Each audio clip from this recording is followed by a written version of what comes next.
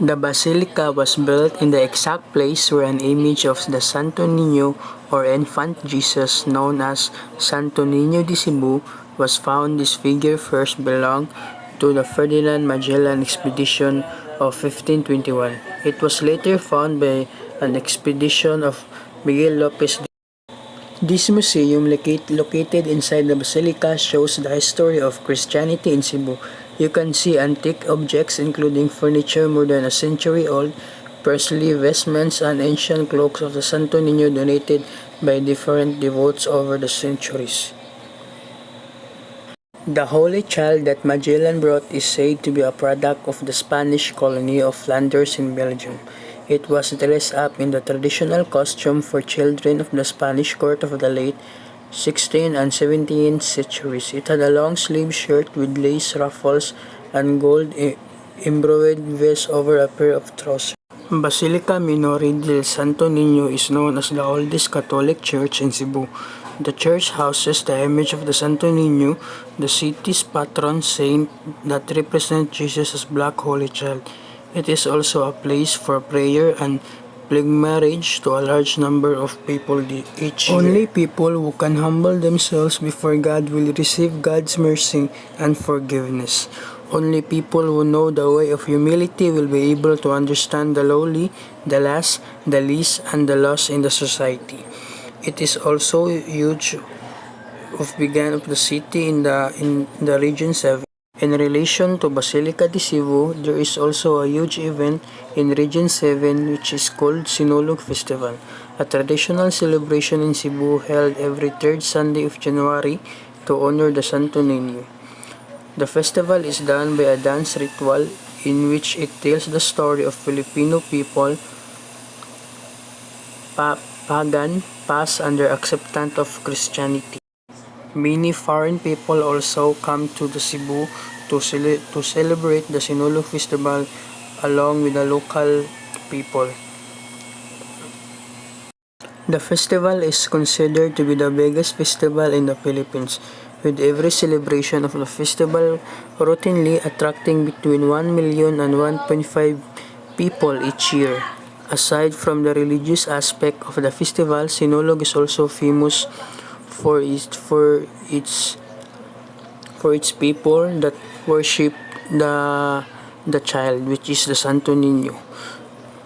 The word sinulog comes from the Cebuano adverb sulog, roughly means water current, describing the forward-backward dance movements. Sinulog is the ritual prayer dance honoring the Senior Santo Niño or the child Jesus. An image of the child Jesus is said to be the baptismal gift the Ferdinand Magellan gave to Hara Amihan. According to the historical accounts, Cebuanos had already performed dance similar to the Sinulog to honor animist idols long before the introduction of Christianity. The Sinulog Fluvial Parade is one of the highlights during the Sinulog annual festival. The fluvial event is basically a reenactment of the arrival of the Ferdinand Magellan ship in the shore of Cebu during the 16th century, bringing with the image of the Holy Child Jesus to the Santo Niño and Christianity to the Philippine Islands. The fluvial procession of the image of Santo Niño from Lapu-Lapu to Pier of Cebu City. At the heart of Sinulog is deep religiosity and a profound connection to the Santo Niño. The main highlight of the festival is the fluvial procession and the Grand Sinulog Parade, during which devotees dance and chant in the streets, expressing their gratitude and devotion to the Holy Child. The fluvial procession is held a day before Sinulog Day and has been a fixture of the event since the festival infancy.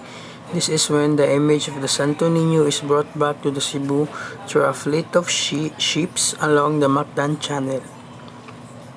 The fluvial parade is a Filipino Catholic tradition where patron saint is fitted with a Vivi of Vedic boats sailing in unison along the banks of a river or a shoreline. Hundreds of thousands prepare themselves as early as 5 in the morning because many people want to embark on the sea craft or assume terrestrial vantage point For most Sinulog dances, which dramatize the coming of the Spaniards and the presentation of the Santo Niño to the Queen, a popular theme among Sinulog dances is Queen Juana holding the Santo Niño in her arms and using it to bless her people who were often afflicted with sickness believed to be caused by demons and other evil spirits. The Sinulog dance steps are believed to originate from Raha Humabon's advisor. Was during Humabon's grief with Baladhay fell sick, Humabon ordered his native tribe to bring Baladhay into a room where the Santo Niño was enthroned along with the other pagan gods of native Cebuanos. After a few days passed, Baladhay was heard shouting and was found dancing with utmost alertness. Baladhay was questioned as to why he was awake and shouting. Pointing to the image of the Santo Niño, Baladhay explained that he had found on top of him a small child trying to wake him up.